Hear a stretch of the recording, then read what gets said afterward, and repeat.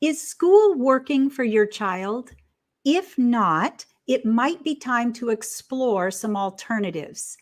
Today, we have a very interesting discussion with the founder of Charter University Prep, an educator who really understands that not all kids thrive in traditional school, and with a parent who had to make that break from traditional education in order to find the right learning environment for her son.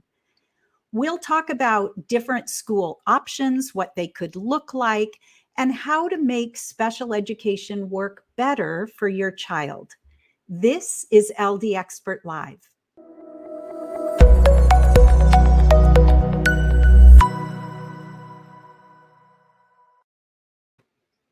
Welcome to LD Expert Live, your place for answers and solutions for learning differences, dyslexia, and attention challenges.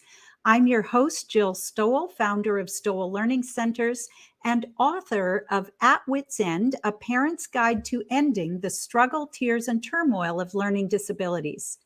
This book will help you understand why some bright children and teens struggle in school and what can be done to change that permanently.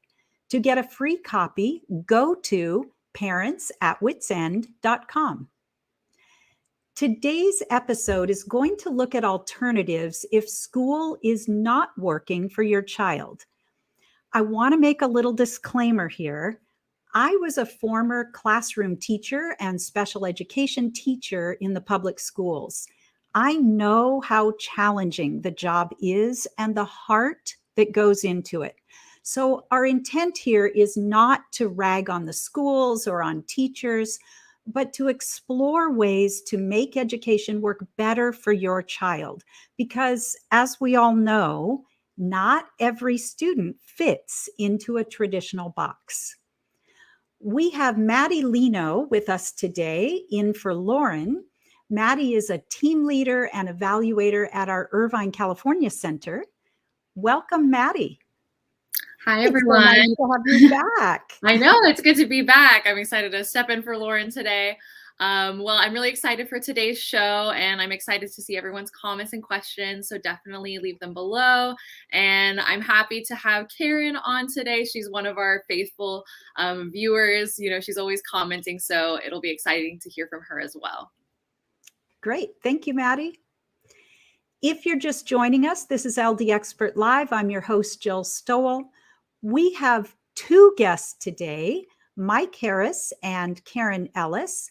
We're going to start off talking to Mike. Mike is the founder of Charter University Prep in El Dorado County, California. He recently retired after 22 years as principal. Welcome, Mike. Well, hello. How are you doing, Jill? Hello, everybody out there. Good. I hear you got a little snow today. Just a little bit. Just in time for the holidays. Yeah. So, Mike, you started Charter University Prep. Mm-hmm. Tell us about the school and kind of how that came about. Well, in 1997, I had been teaching about 10 years at the junior high and high school. And we adopted two special needs kids. We had two older daughters, and then we adopted the two. And my wife and I realized that one of us needed to be home more often than I was home. In other words, you need to do something about this. You can't leave me here all day alone with these kids. And so we were homeschooling our older girls as well. And so I made the switch to full-time working at a charter school that worked with homeschool kids at that point. Well, within a couple of years, being again focused at the high school level in my career, I went to the director and said, we really could design a school that could help high school parents and help them teach high school stuff. And so what we did is we put together a college model type of school where kids come to school 2 days a week. We were the teachers, we graded the assignments, but we gave the kids really valuable work to do.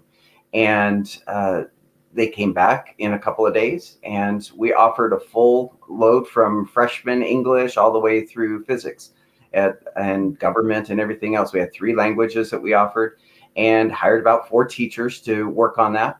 And we just crossed our fingers and wondered if anybody would come. Well, very quickly we filled up, and that was in 1999. In 2003, the laws had changed in California to not allow your charter school to have a school site outside of your county. And our school was in Placerville, which is El Dorado County. Our charter was in Placer County, a half an hour drive away. So I approached the El Dorado County Office of Education in 2002, and we spent a year with the decision of should they grant me my own charter or should we be incorporated into their current charter that they had. We ended up incorporating as part of their charter, and that was our beginning in El Dorado County as part of the County Office of Education. And we had about 120 students at that point. We moved to a school site they offered us, which was an old elementary school. And then it was kind of fun taking those little tiny toilets and making them big, spent a summer doing that. And within a few years, we were at 200 students. And we capped ourselves at 200 students. We moved to a new site in 2008.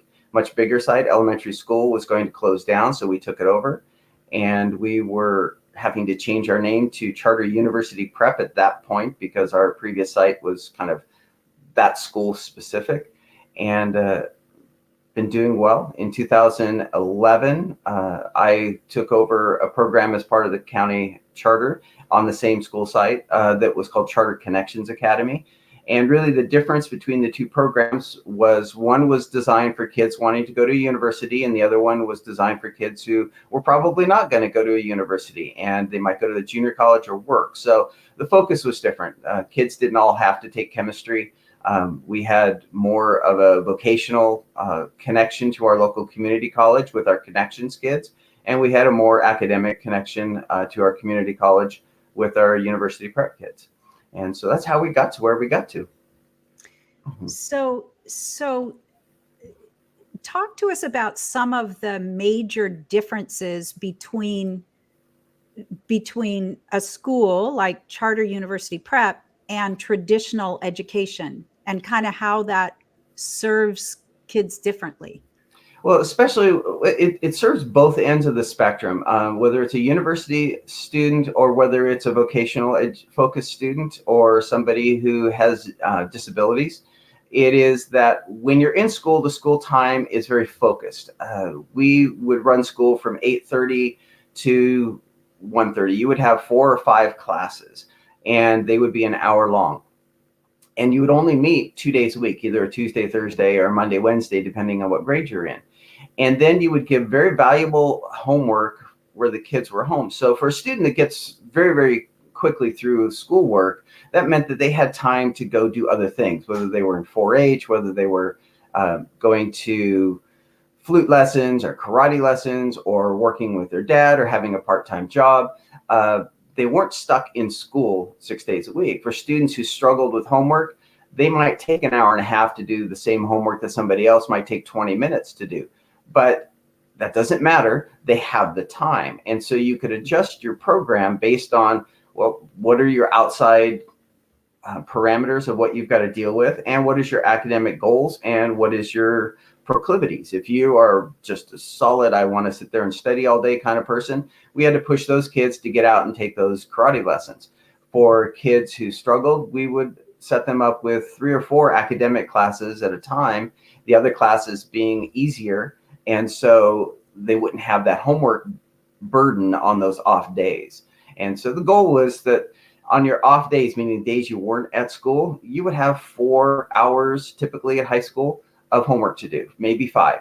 And you adjusted your schedule based on your ability of the student and ultimately other options as well. We have most of our juniors and seniors at CU Prep would take college classes. So we would lighten their high school load because we would get credit for both.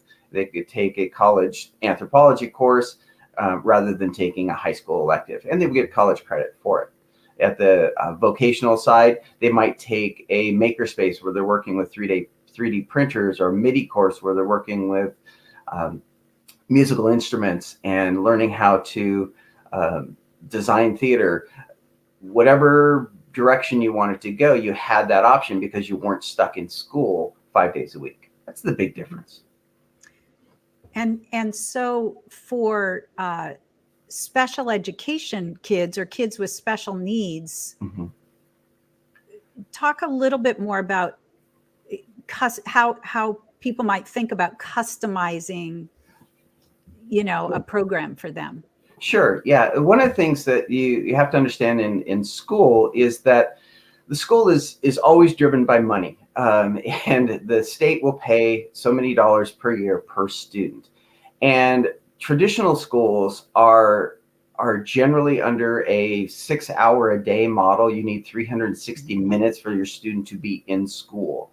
By being an independent study school, even though we had school time, we were under the category of independent study, we could focus that time better. So for us, our class sizes were capped at 15 instead of 30. That allowed us to really focus in on kids a lot better, I think, individually. As far as being even in a traditional school system, if you're looking at the school is having a need to have that student in school, as a parent, you're looking at how can I best utilize that 6 hours?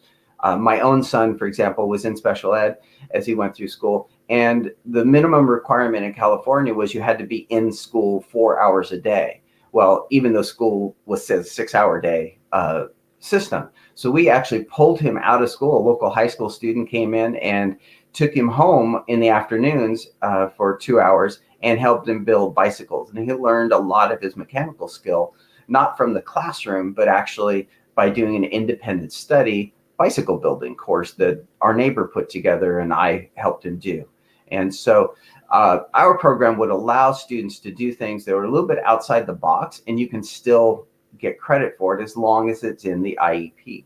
And that was a real big piece of it. So when I would sit down with parents and I would look at what the students' goals are, whether it was they wanted to go to Stanford or they wanted to work in the bike shop, we would design a program that would help that.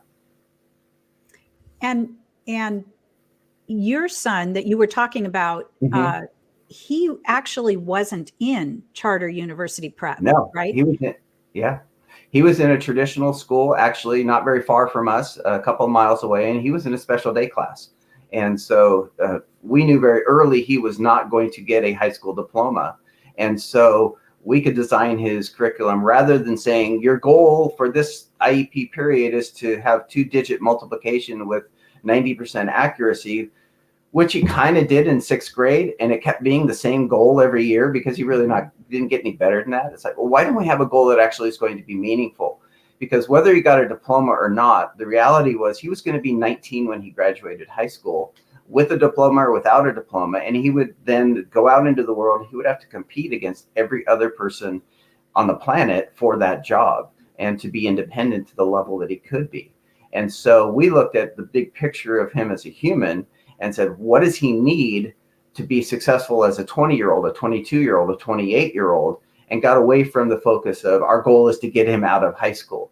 There are many students that I saw through the years who kind of went through the system and we got them a diploma, but they were as unemployable as you could possibly imagine because all the effort through high school was focused on passing that history test or finally get those algebra equations done. When his reality life was never going to be history test planning and algebra doing. That is a really helpful perspective, I think, because in school, it always seems to be that the academics and getting through those academics and getting, through high school is the focus. So just extending that a little bit and looking at, how are we going to set him up for the greatest success as an adult? Yes. It's really great. So I can imagine a lot of parents sitting there thinking, okay, but I don't know how I would make something like that happen in my IEP meeting. Right. Well, as I was kind of mentioning, I live out here in the rural part of El Dorado County. We have horses, and whenever I train people with horses, I say you need to deal with them according to their nature. And so, if a horse has a nature that they're aggressive, you just need to deal with them. Oh, this is an aggressive horse. This is how I work with them. One is passive. This is how you work with them. They have certain nature. Horses are generally lazy, so you know that if you make them work, they're going to resist that. Well, I think the same is true with people and with institutions. If you understand the institution of education, you'll be able to deal with it a little bit more appropriately. So as I said, first of all, money drives everything. If you understand that, then when you're asking a special ed teacher or special ed program to do something for your child, you have to understand that it's within the parameters of money. And the second thing that drives everything is time, teacher time. You've been a special ed teacher. I look at the special ed teachers I've worked with, an inordinate amount of time is writing up IEPs. I would say it's usually at least 50% or more is writing paperwork, and less than that is actually working with kids. So when you're looking at trying to design a program and you ask the school to do something that's going to take money and time, expect there to be a kickback. What you can do as a parent is realize, okay, I understand that parameters. So let's look at things that will take less time or things that will relieve them of some of that effort. So for example, if you think your student really needs a lot more time on tests, then write into the IEP, let him do his tests at home, and you will grade them, and you'll sign it off that it's been done. I've rarely found a teacher who didn't appreciate somebody else to do that, or you will proctor them at least. Or if you need to be having your student have tests or assignments read aloud, say, fine, I'll read it aloud. I'll record it on my cool little iPhone, and then I'll send you the file. And the teacher then doesn't have to grade it, doesn't have to spend extra time after school. You don't have to slow down the class because everybody's done and your student needs 25 more minutes and they feel bad because they're there. You just build into the system of, okay, when you do your test, this is how we're going to do it. When you need extra assignment time, this is how we're going to do it. If you need to take notes to make this work for you, then write into the IEP. Let them have notes. The IEP drives the world, and you always have the authority as a parent to sit down with them and work something that is best for your child and work within the school goals of passing the classes or not. And you can even set some classes as pass-fail, especially if they're elective classes. When you get to academics, you do have to pass those courses for a diploma. But you can accommodate quite a bit and not lose the rigor of the course if you give the teachers an out. So where you're not just asking them to do more because they are short of time. Mm-hmm. Well, that is really helpful. You know, we do often have parents asking about accommodations that they could suggest to the school, and you know, it's difficult sometimes for them to feel like they're really going to get cooperation. So understanding that if you can make a suggestion that's going to help your child and it's going to save the school time, that's really the secret, because what a school will do is they have a institutional approach, because that's what they are. They're an institution. And so they will say, okay, I've got so many students and I've got this set of parameters I've got to deal with. So this is the best system I can come up with. Well, if you understand that system, but then you say, well, I can save you some time, I can save you some money, I can save you some effort, and we can be better in our relationship with one another. It's a win-win for everybody. And that's how we always approached it at our school. And it worked very, very well. And you said another really key thing there. You know, the IEP document is very powerful. The IEP team can make almost any decision that they think is best for that child. And as long as it's written into the IEP, then we're on pretty solid ground. Would you say that's true? Yes, an example of my son, if I had said to the school, he needs more work with mechanical things because it's probably the direction he's going to go. He has a very poor memory. He's going to have processing speed issues. So he needs repetition in his life. So we need to build skills in an area where that's going to be valued. If I had said, so now school, I need you to give him a class or spend more time with him on that, it wouldn't have worked. So we had to write into the IEP that we all see the issue. I'll take on as a parent, and I paid my neighbor kid a little bit of money, and he loved it because I think I'm past the age or the time where I'm going to get in trouble. I didn't pay taxes on his money. So he loved having the job. And we wrote that into the IEP. This is, instead of taking art at school or instead of taking another class of PE, this is what we're going to do. And so that helped them. And it was written into the IEP. I've done that with many, many students over the years where we said, okay, this is what we're going to do. Let's write it in the IEP, and then you'll be good to go. Just have to be careful. Again, at the high school level, things change. If you want a diploma, you can only accommodate basically the lessons that you're going to do. You can't rewrite them into you're doing something different. So you have to be careful. But even that said, if you think of a typical high school and you look at, let's say, a world history class, and you go to 10 different high schools, you're going to have 10 completely different experiences. So world history can be done differently. A lot of subjects can be done differently. Just don't ask the teacher to do 10 different things. So if you can write in, for my son, this is how we're going to do it while he's going to your class, and it doesn't cause the teacher extra effort, it still can pass muster and be an accommodation, not a modification. And, I think teachers go into teaching because they have a heart for kids. They want to help them. And so I think teachers are pretty receptive, when we present something like that, because they want to help kids. But when you have 30 others, it's very difficult to do that kind of individualizing on a regular basis. So, and that's where I think a special ed teacher can help a bit. But the parent really has to say, hey, look, why aren't we doing this? Just even asking the question, because most of the teachers I know do not know how to think outside the box because they're focused on, not that they can't, but their job doesn't require them to do that. And it actually requires them not to do that. And so you're kind of putting an idea in there that they never had before. When I started my programs, I can't tell you how many special ed teachers would come to me and say, oh, I never thought of that. We can do that. And so, of course we can do that.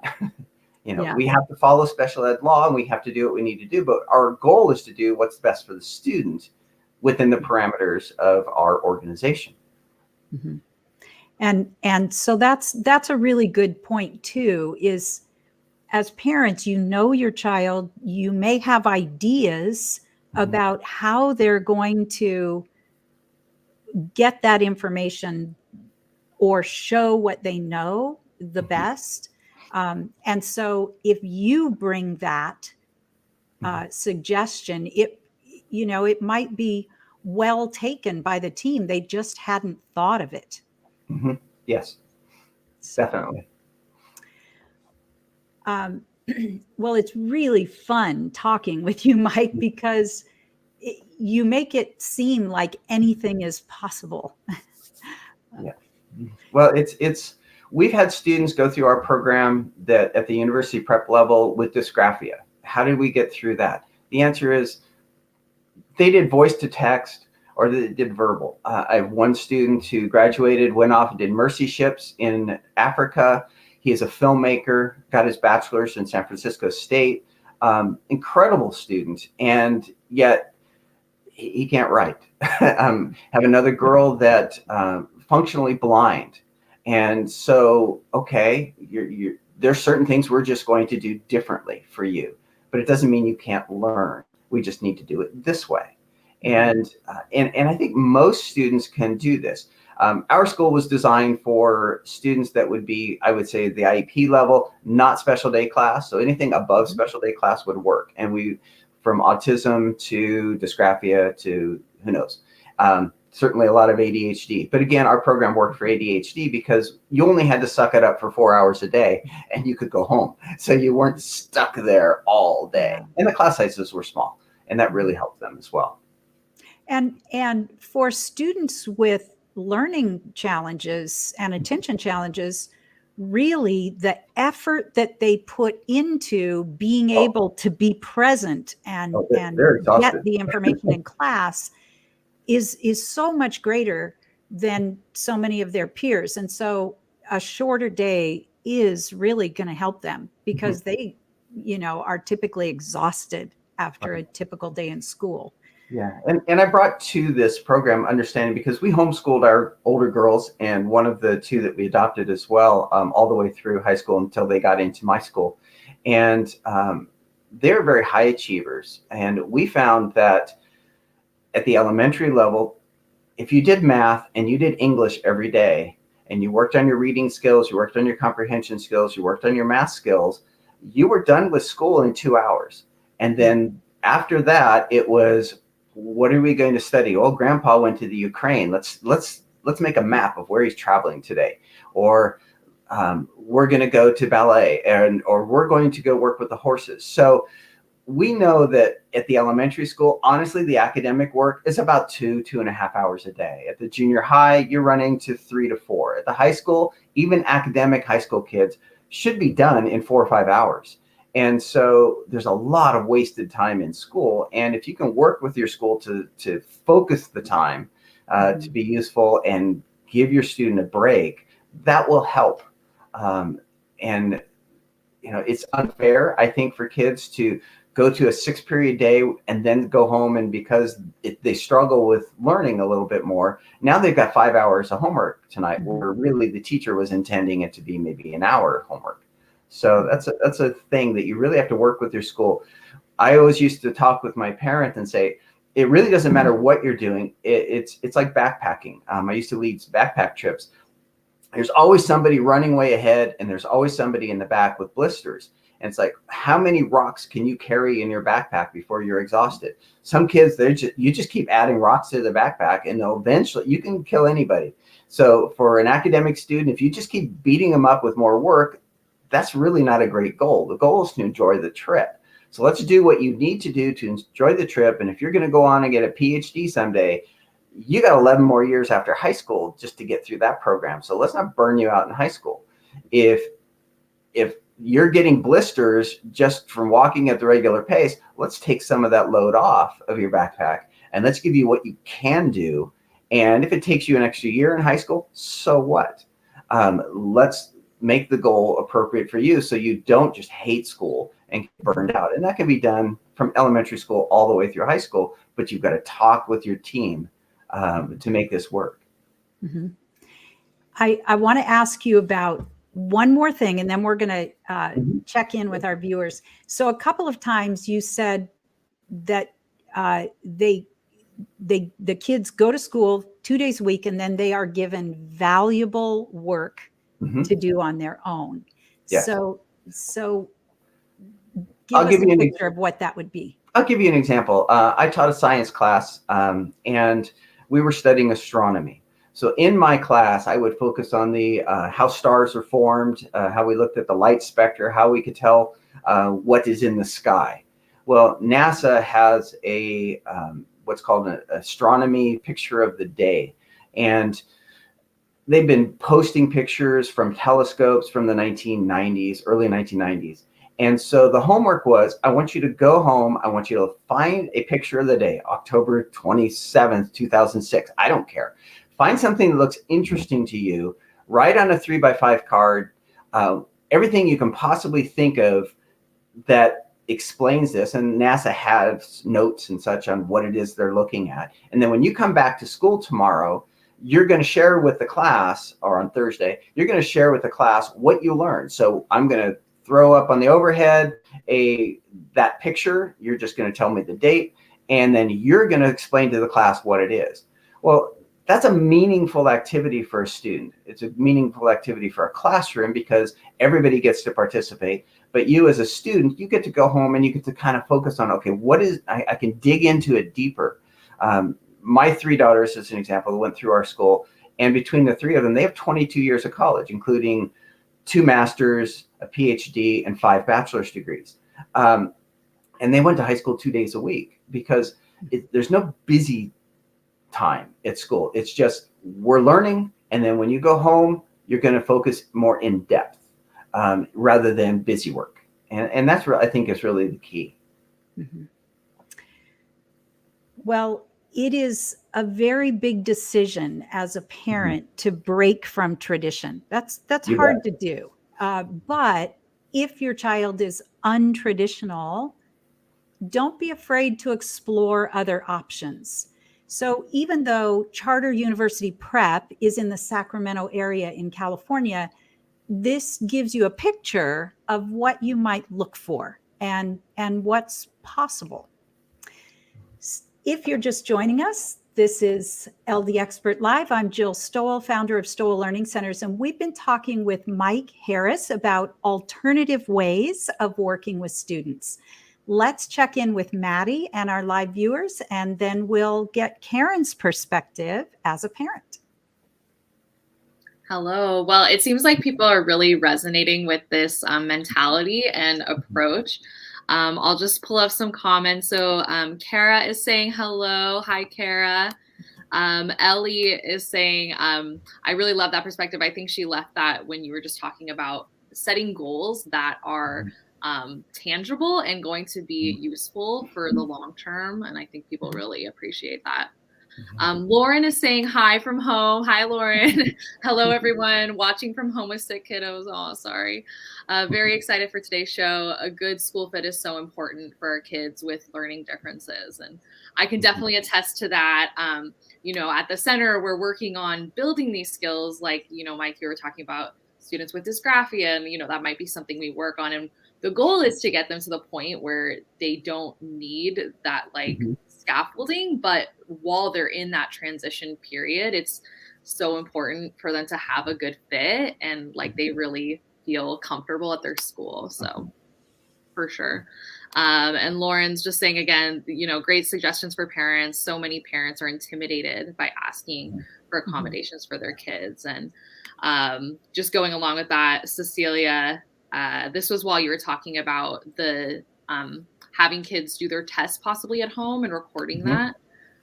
She says, I have asked if I could do or have information to do stuff at home and was met with only they had the knowledge to do it. So I'm guessing the school was giving her some pushback on that. Do you have any thoughts? Yeah, I would say that, as far as grading tests goes, generally that's at the lower levels. That's fairly easy for parents to do. But at the upper levels, even if you can say, I will proctor it, all you need to do is give me parameters. We did that as a regular part of our school because the kids were only there 2 days a week. We didn't spend a lot of time testing kids.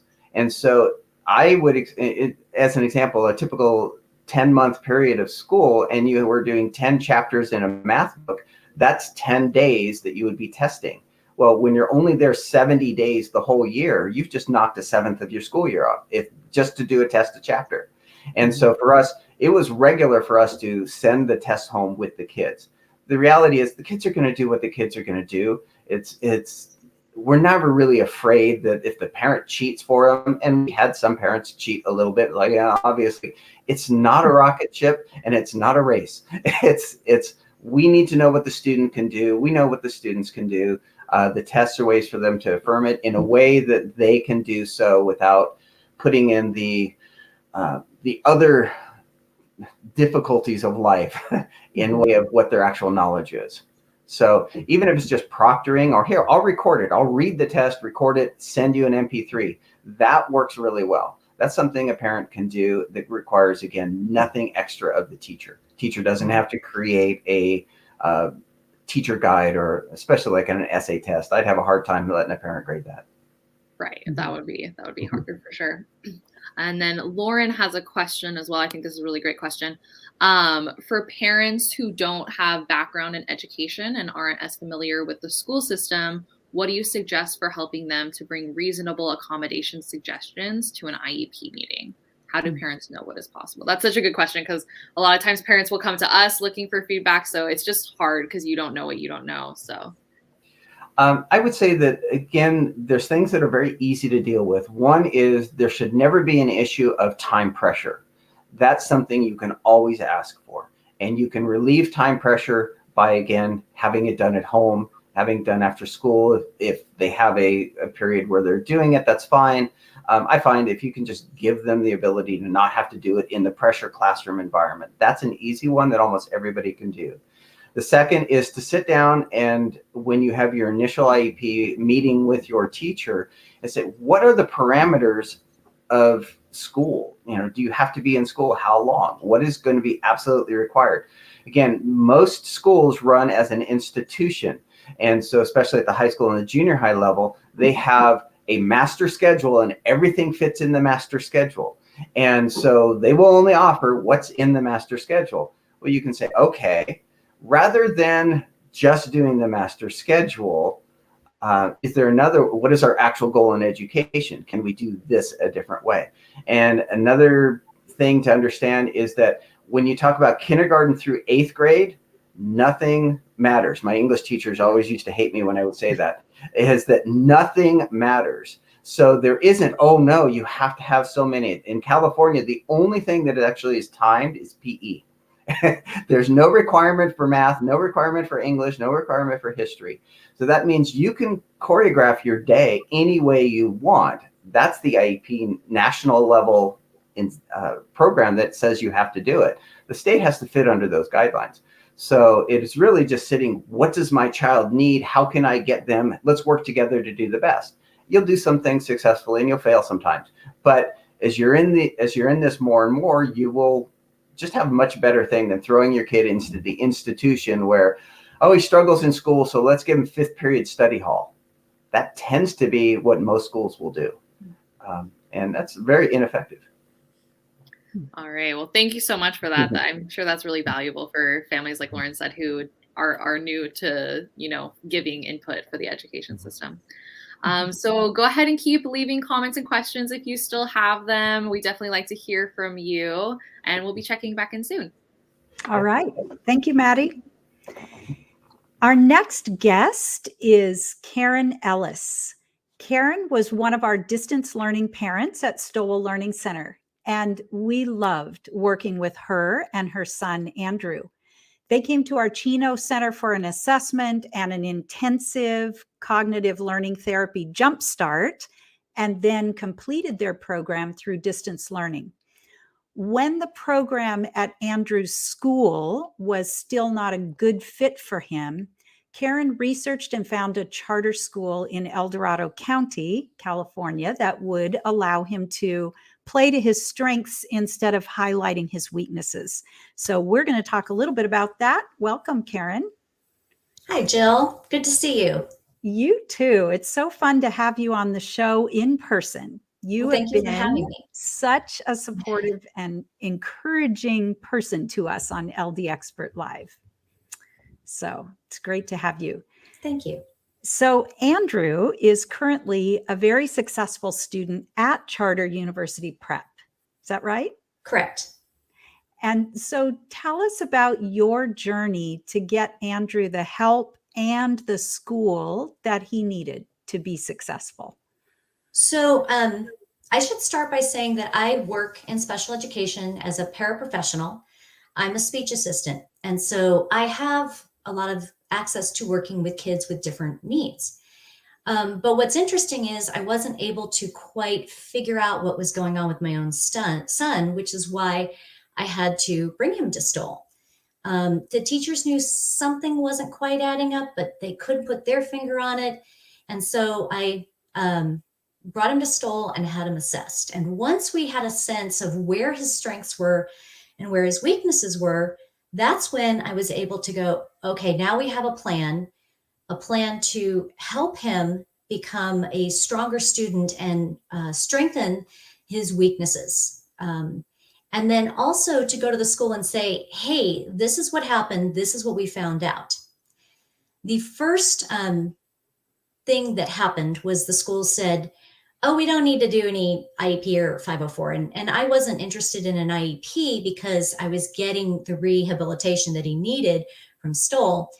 And then we said, okay, well, we'd like a 504 while he's in training so that the teachers are aware of where he needs gentle reminders and, he needs to be caught, like kept on the radar, so to speak. And they didn't want to do that either. So we switched him to another to a charter school. So that was the public school. We switched him to a charter school and they said, oh, we'll give you a 504, no problem. So we went from one school that said, you don't need it. We'll just watch him. And to the second school who said, oh yeah, we'll give you everything you ask for.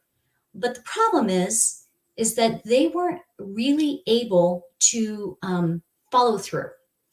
And so I think that's one of the things that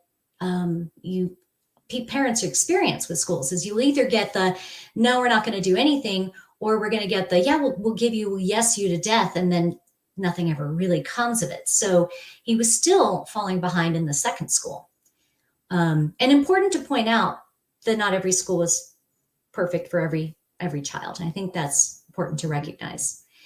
And then finally, at the end of sixth grade, that's when I had done my research and said, we've got to find something better because we're going to either end up in homeschool, which wasn't the best option for us as a family, but that was an option, or something else that works for him. And that's when we found Charter University Prep. And so what were some of the things, first, what were some of the signs that you saw that led you to know that you needed to make a change in Andrew's school environment? So some of the signs you saw with him. So he was an excellent reader, an excellent in math, and yet he couldn't follow simple directions. And it didn't appear, so that's a really good question. I want to point out that the first thing I did was I volunteered. I think this is a great thing you can do if you have this opportunity at home. Volunteer to go in your child's classroom as a parent support person. Maybe you can, like I did, filing for the teacher. And while I was filing and she was giving instructions, I was watching my son. And he had a wonderful teacher who was very routine, and yet he had no idea what was going on. So he would look over here and he'd look over here. And even though her directions were short and clear, he was not able to follow them. And so on the one hand, he wasn't falling behind academically. On the other hand, something wasn't quite adding up. And that's why we knew we needed to do testing, but we didn't know what direction to go. So I think that first step of going in to the classroom and observing your child, because by the time we got around to starting with Stowell, we said, when we were asked, what are you noticing? We were able to say, we notice he can't follow directions. We notice that he's reading, his comprehension is not quite there. He's not wrong, but he's not 100% right. We notice his communication skills are a little short of what they should be. So these little subtle hints, and that's what we were particularly noticing. And that is such a great suggestion of a way. I mean, it's, schools are very protective these days of anybody from the outside coming on their campus. And I get that. But to be a parent volunteer, it's going to help the teacher and also give you the opportunity to really see what it looks like, because it does look different in a group than it does at home. Mm-hmm. So that's a great suggestion. When you decided to have Andrew attend Charter University Prep, how did he feel about that? Because I know making a change in schools can be, that can be a challenge for the student too. How did he feel about that? Was he a part of that decision? He absolutely was. And I think that some of that has to do with personality of your child. So some kids are not willing to switch schools because, the devil they know is better than the devil that they don't know. Mhm. And not to suggest that the school is a devil. I just simply meant it as an expression. But I think the concept here was he knew that the teachers just weren't getting him. And so he said, this is not working for me. He was able to recognize that. And so going to another program to him was like, it's got to be better than this. And I was really glad that he was able to recognize that.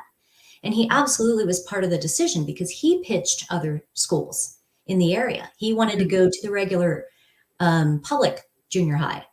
And we talked about that because he knew kids there. So this was jumping into an unknown. We just figured that, we kind of did our research. And here's the great thing. I got to talk to Mike Harris before he actually started school. And I sat down with him and I said, here's his 504. And the thing that Mike was able to do for me was to say, the first thing is, okay, so he has preferential seating, which is a very common accommodation for someone who has auditory issues. The best thing about that is that he didn't necessarily need preferential seating anymore, because when you only have 15 or so kids in your class, he's not stuck in the back of a class with 30 where the teacher can't see him. The teacher only has to deal with 15 kids. They can do this. They can see in his face, did he get it or did he not get it? And I think it becomes that everybody has preferential seating. So that was huge. And so for each one of Andrew's accommodations, Mike went through and said, here's how we're going to address this before we even started school. Mm-hmm. I had a question and it just went right out of my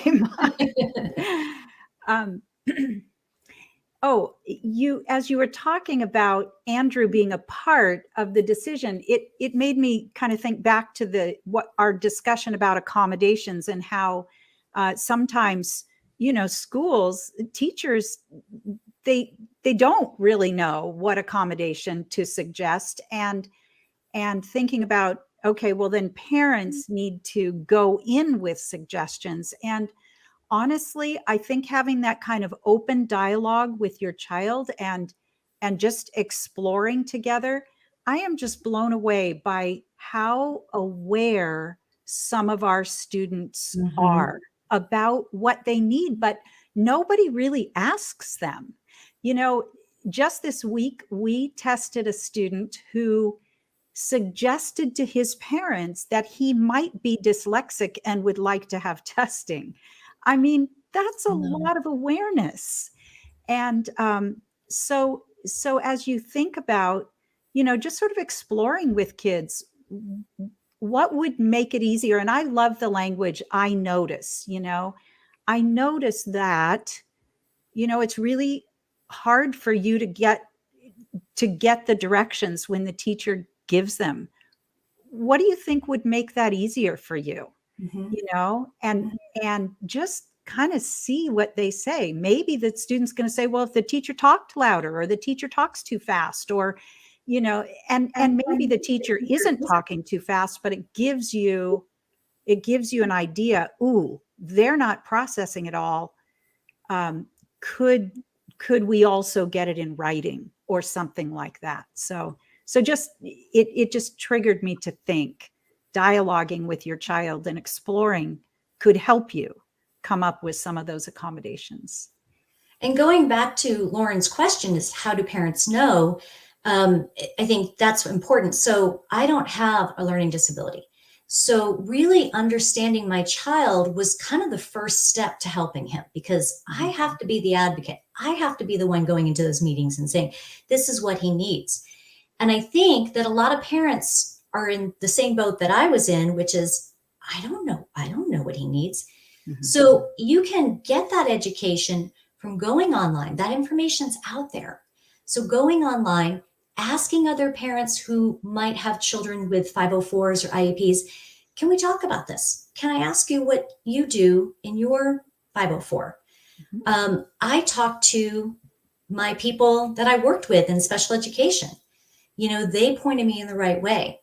And then on top of that, and I don't want to understate this at all, one of the advantages to going through the Stowell program, is that, and this is a shout out to Liz in the Chino office, she really, really understood my son in a way that I didn't understand. And so when I would say, I don't know why he thinks like this, I don't know why he behaves this way, she was able to say to me, because this is what he's thinking, this is how he's thinking it, in a way that Andrew couldn't quite communicate it. So that was so valuable, because in the end, that was like a counseling session for me. In the end, I was able to take that information, go back to the school and say, this is how he's thinking and why he needs the accommodation in this way. Mm-hmm. And, I think there really are these two really critical pieces. The first is to determine the root of the learning challenge and then develop those lagging underlying neurodevelopmental and processing skills that are creating the roadblock to learning. Because that isn't typically just going to go away on its own, or it's not going to go away in a different school environment. So that really has to be identified and developed, which is what you and Andrew did with us at Stowell Learning Center. And then the second piece is to find the right learning environment for your child. And it really does sound like you and Andrew have successfully been able to do that at University Prep. So I'm really, really happy to hear that. To give you an idea of the difference is, in 6th grade, I heard an adult ask him, what subjects do you like in school? And up until 4th grade, he had been just really doing so well in math and reading and science.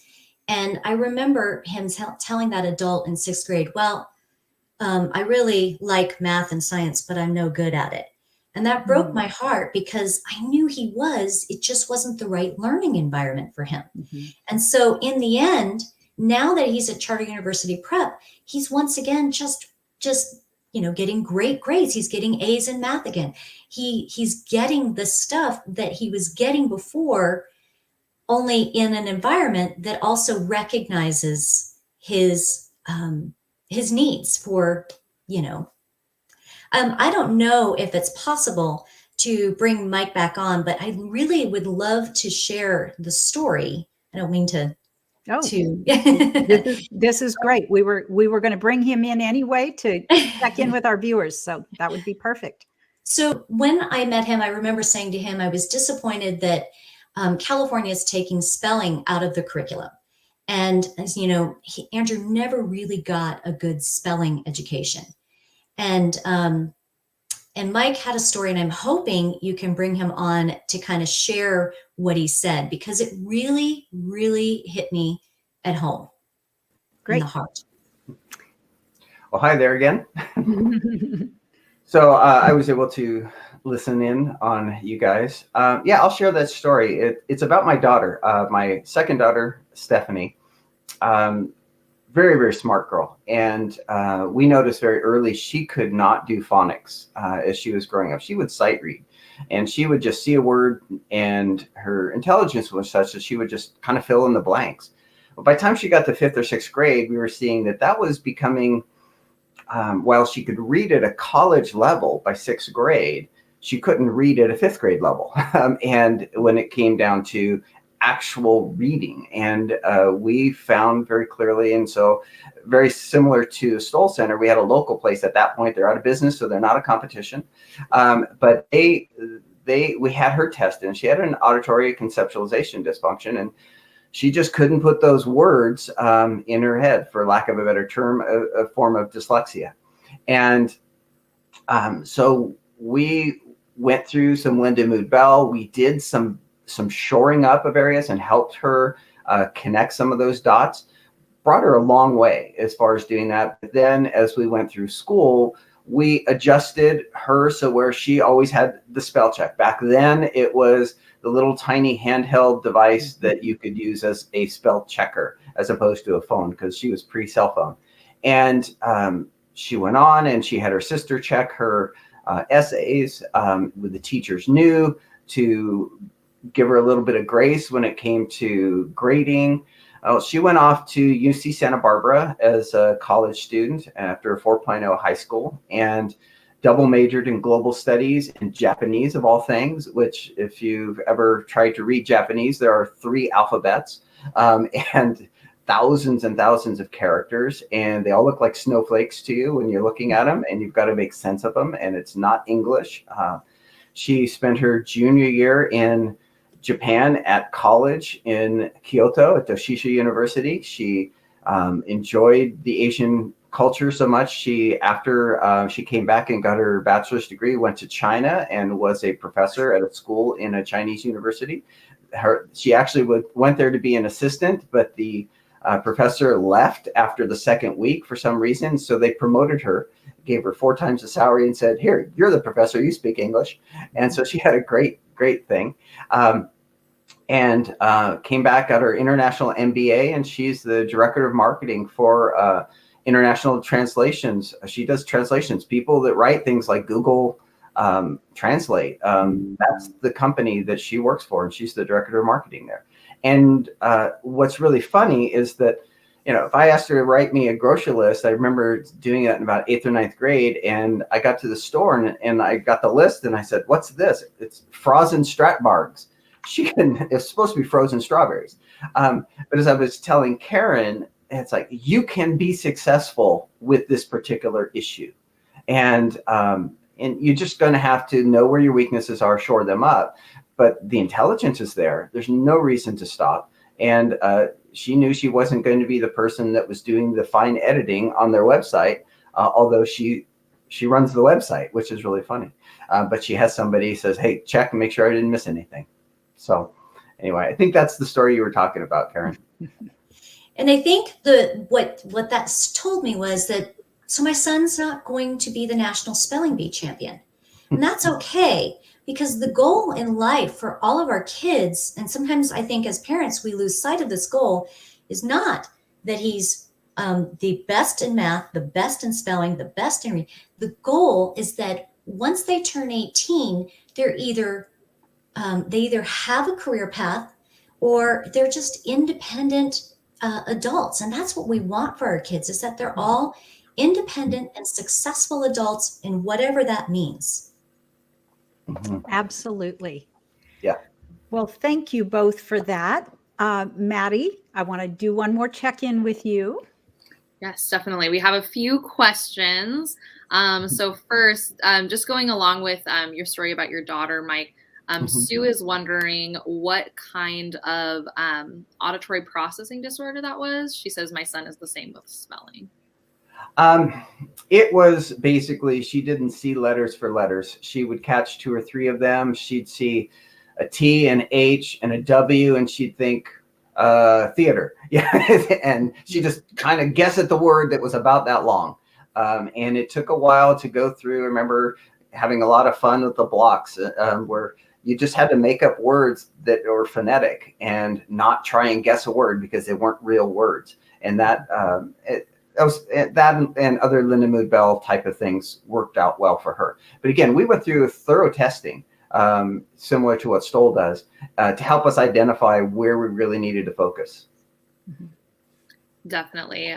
Yes, we definitely see that a lot. And then when it comes to spelling, I mean, you have to be able to hear all the sounds that are in the word, so that, that auditory component in order to, know how to sequence things.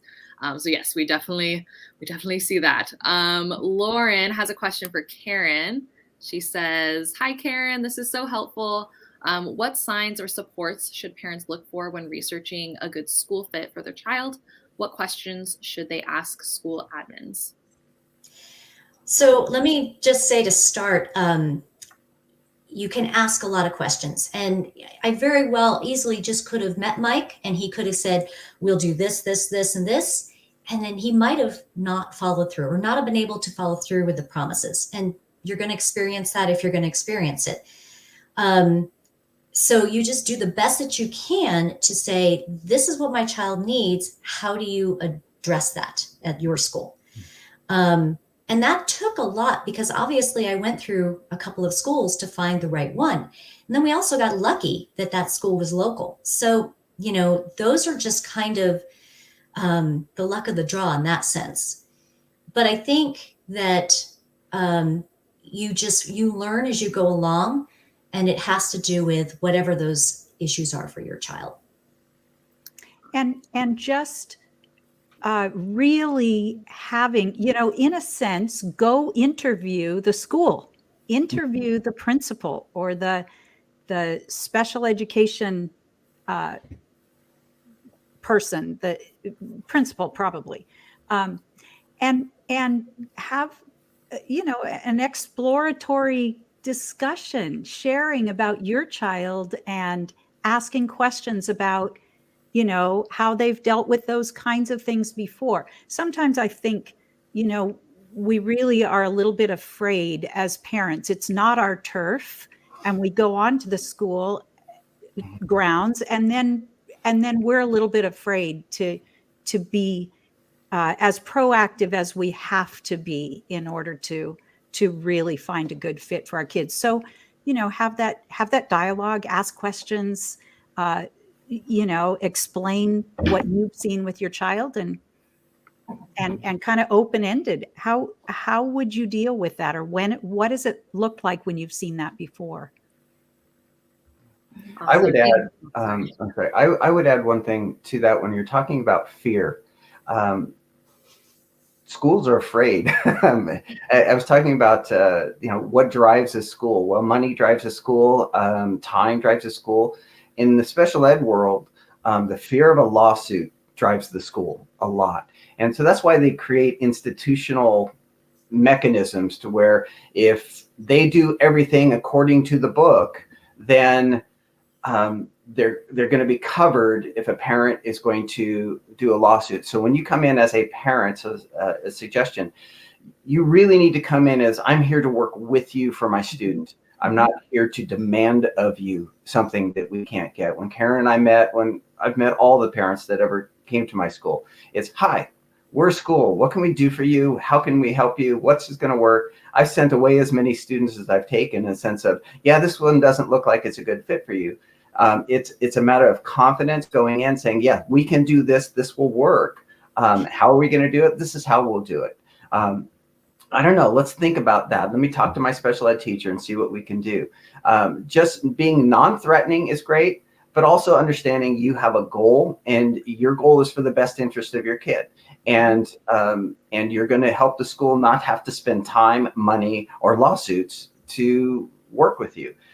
Special ed in school administration takes up a tremendous amount of money that they don't get from the federal government.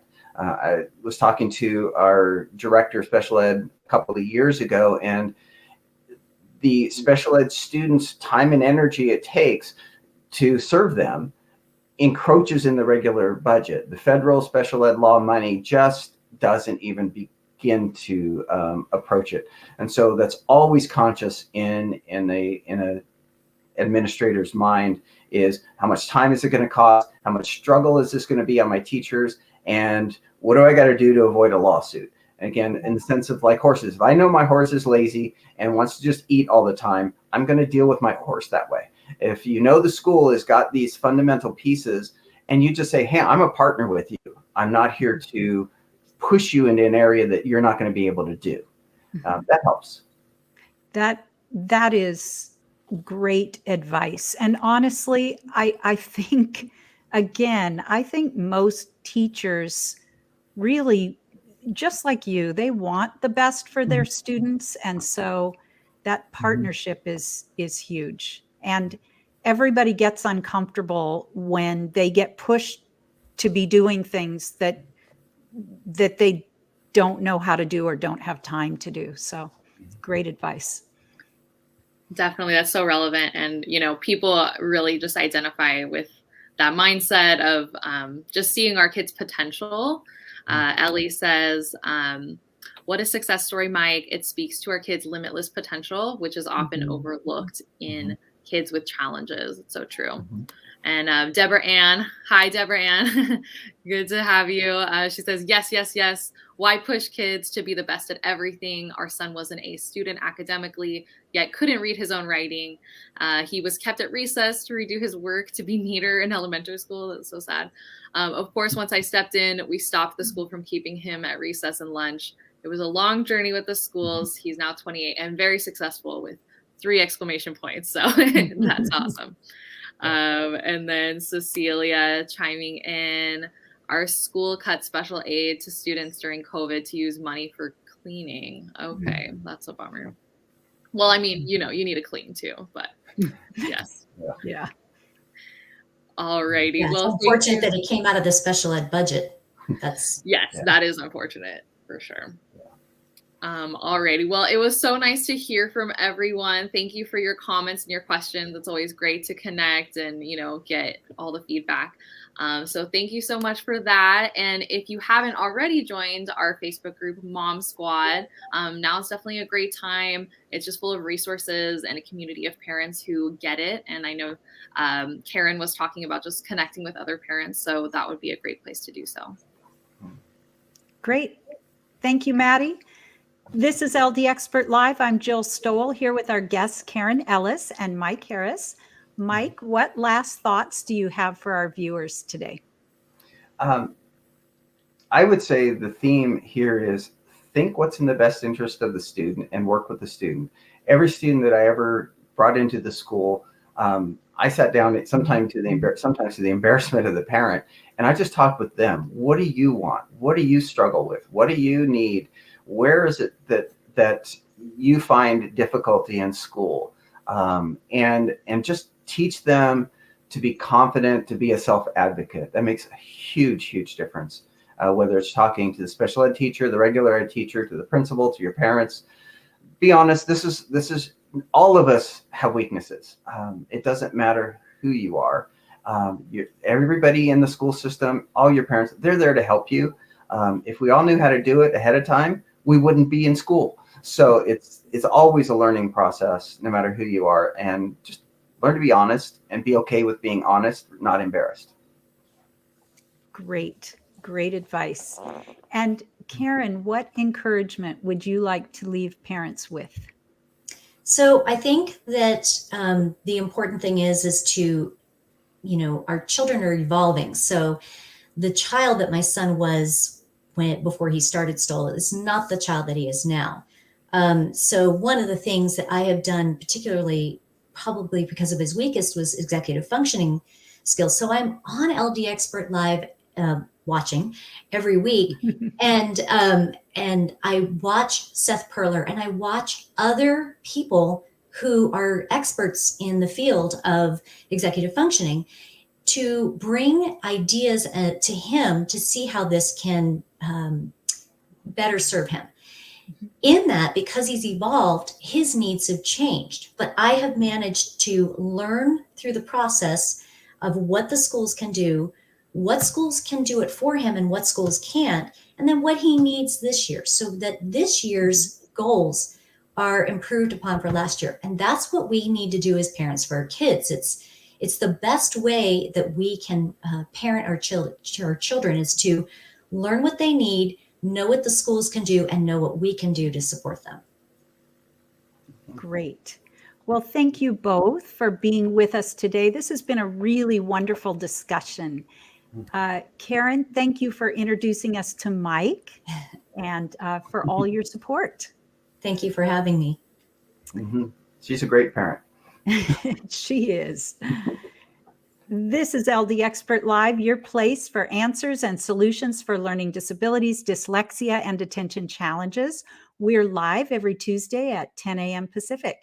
Next Tuesday, we'll be replaying a wonderful interview with Julie Lithcott-Hames on adulting with ADHD and learning differences. As we've been connecting with other professionals over the last several months, the challenges faced by young adults have come up repeatedly. So we wanted to share this very relevant show with you. Also, the day I interviewed Julie was the day that Facebook had a complete meltdown. So you may have missed it. So be sure to join us next Tuesday at 10 a.m. Pacific. Julie is amazing. At Stowell Learning Centers, we work with children and adults doing targeted brain training to permanently eliminate struggles associated with dyslexia, auditory processing, and other learning differences so that students can become independent learners and thrive in school. If you would like a free consultation for yourself or your child, give us a call or visit our website at stowellcenter.com. Thank you again, Mike and Karen. Thank you, Maddie, for pinch hitting for us, and Lauren for jumping in the chat. And thanks to all of you who have joined us live or on the replay. There are so many parents out there searching for answers, just like you. So please hit that share button and pass this along. We'll see you next week.